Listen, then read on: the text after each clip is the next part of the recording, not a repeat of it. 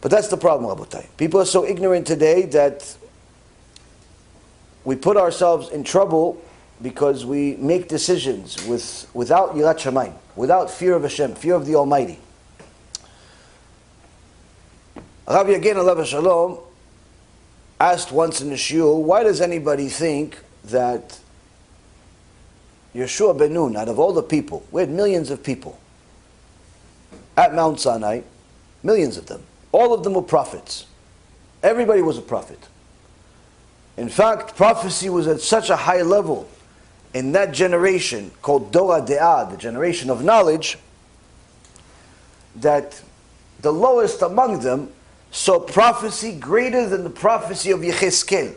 And Yecheskel, who lived many, many years later, he saw things that are happening in heaven that we can't even understand what he's saying. And Torah says that although he saw great things, it wasn't even similar to the lowest level of prophecy of the generation of Moshe Rabbeinu. So everyone was a prophet of the generation of Moshe Rabbeinu. Everyone was a chacham. Everyone was good. Even Korach was a tzaddik until he went against Moshe Rabbeinu. From Korach comes Shmuel HaNavi. And the Gemara says Shmuel HaNavi is like Moshe and Aaron together. So everybody was good. Why did HaKadosh Baruch Hu decide to choose Yehoshua bin Nun to be the Gdol Hador? He wasn't known as the smartest. In fact, the opposite. He was known as a ksil. He was known as a fool. So you could say, yeah, but he was really, really humble. Okay, you're right. He was really humble. In fact, he was the most humble other than Moshe Rabbeinu. But there was something else. There was something else. And Torah tells us, Chachamim tell us, what was that something else? HaKadosh Baruch Hu saw that Yehoshua bin Nun is not like everybody else. Everyone else knew that Moshe Rabbeinu was going to Mount Sinai. He's going to be in the heavens for 40 days and 40 nights. And they all just waited impatiently. Yehoshua bin Nun decided to go with Moshe Rabbeinu as far as he can go and wait over there. Instead of going back to his wife and kids and life and the congregation and maybe do whatever it is that he needed to do. No, he waited over there. He waited at the mountain for 40 days and 40 nights. The Rabbi again says, why did he wait? For what? Because Yehoshua bin Nun wanted to be the first to hear the Divrei Torah that Moshe Rabbeinu learned in heaven. What do you mean the first? It's not that far of a walk. It's not like once Moshe comes down, you and him are going to walk on the mountain for 40 days more. Or even 4 hours. I mean, it's, from there to where the camp is, it's 1, 2, 3. How much can you possibly learn? Yehoshua bin Nun says, regardless of how much and who and what and when, those few moments is worth it waiting for 40 days and 40 nights. To have that Torah, that pure Torah, a few minutes early, it's worth it. Yeah, but Yehoshua bin Nun, you may not even understand it. You're not exactly known as a genius. But Yehoshua bin Nun says, that doesn't make a difference. Understand it, don't understand it. What I do know, I love it.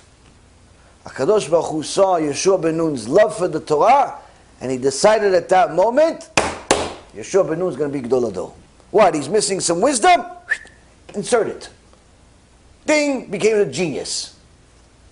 What's the big deal? What's the big deal? Became a genius. Why? He loved the Torah. He loved the Torah.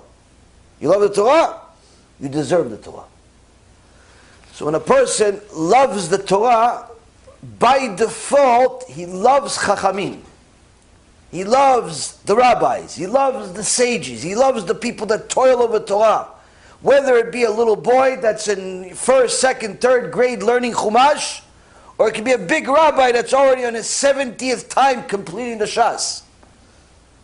Whether it's an Avrech that's still struggling, whether he's going to stand Avrech or go into the business world, he's in his 20s, just had his first kid, he's really struggling to survive, but he loves it, he's going in it. Or it's somebody that decided already, I'm not leaving, I'm in the yeshiva, whether I write a book, don't write a book, I become a chacham, don't become a chacham, I'm glued here. You see that person, you get excited. Why? That's your hero. Yeah, but you don't even know him. Exactly, that's my hero. You are my hero. Why? You toil over Torah. When you love Torah, you love the people that love Torah. You love the people that toil over Torah.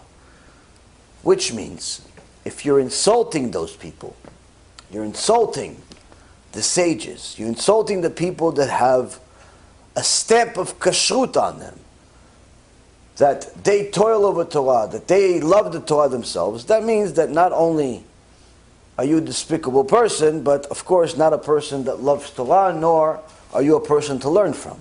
And unfortunately today, just like we have a lot of good things that are publicized, in the media, from as far as Torah is concerned, you could learn Torah regardless of whether you live in the Philippines or you live in America or you live in Israel.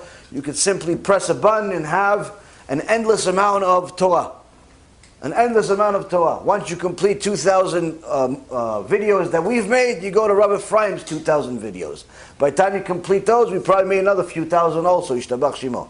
And then while you're finishing that, there's a bunch of books that Rabbi Ephraim wrote, and we're working on, and so on. And then once you finish that, you have other things, and other things, and more and more and more Torah. It's endless amount of Torah. Endless amount of Torah that you can learn. So a person that loves Torah wants every opportunity to learn Torah. He's not looking for a way out. He's not looking for a way not to learn. He's not looking for a way to insult it. But unfortunately, there are many people that, unlike the good part, they are the bad part. All day, every day, all they do is insult the Torah, insult the Chachamim, make fun of the sages. Oh no, he's already old. He's probably not all there. One of the dumbest things that a person can do is underestimate the Gedolim. Because they're 80 or 90 years old, he thinks that just because physically they can't go run a 40-yard sprint at a 4 flat to make the NFL, he thinks that they simply also, their brain doesn't work. He doesn't realize that the Gemara itself testifies that Chachamim, Talmidei Chachamim, they get sharper with age. Meaning you, little peon, 30, 40 years old, that who even knows if you've ever finished a book other than your own heresy, you think you're smarter than them. Why? Because you know how to use an iPhone. You have to be born and reborn 1,000 times just to maybe get to their shoelace after they've told it of the Torah of 80 years. But that's the problem. People take their brain, dip it in Tuma, and think that Kedusha is going to come out of it. So, in the last few months, Rav Wasserman has been warning us time and time again to get ourselves away from Tuma, get ourselves away from impurity under all costs, because this is what's going to bring a lot of damage to people individually and unfortunately as a nation. And the primary cause or contributor of Tum'ah, Rav Wasserman calls the shepherds, the leaders. They're the ones that produce the most amount of tum'ah, of impurity in the world, the most amount of lies, the most amount of political correctness that's against the Torah, the most amount of heretical thoughts, heretical ideas, heretical speeches. And every single day, HaShem Yishmor, every week I just pray to survive the week. By the time Shabbat comes, I feel like I've achieved something. The amount of heretical things that people send me every day that they find that people write, and this is a really popular book. Okay, great. I don't know who the author is. No, he's a really popular rabbi. Okay, so what's the question? Well, you see, it's a really popular book, and it's a really popular rabbi, but he wrote in this book that there is no such thing as suffering in Gehenna. I said, okay, so the really popular book and the really popular rabbi are all going to be burned in Gehenom. Why? That's what the Torah says. To say that there is no suffering in Gehenom is 100% kfirah. You don't have to listen to me. Go to the Ramban, Shara Gmul. You'll see exactly what he says about those people. The Ramban, 900 years ago, wrote exactly about those people. To think it's only a parable that Gehenom fire, it's only not really thing, not really real, it's only embarrassment. He wrote it in there. He wrote it. You see what he writes? HaShem Yishmo.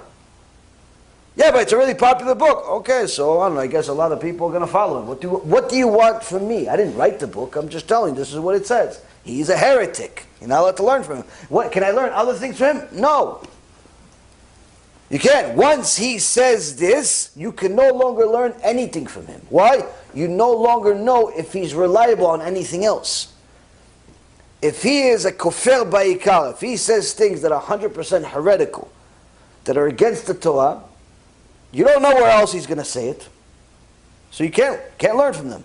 את ראש הארגון, הרב ירון בן דוריס, יהי רצון שבכל אשר לפני ישכיל ויצליח, יעלה מעלה, ייתן לו הקדוש ברוך הוא שפע גדול של פרנסה טובה, מקדש בתורה ויראת שמיים, אמן כן יהי רצון.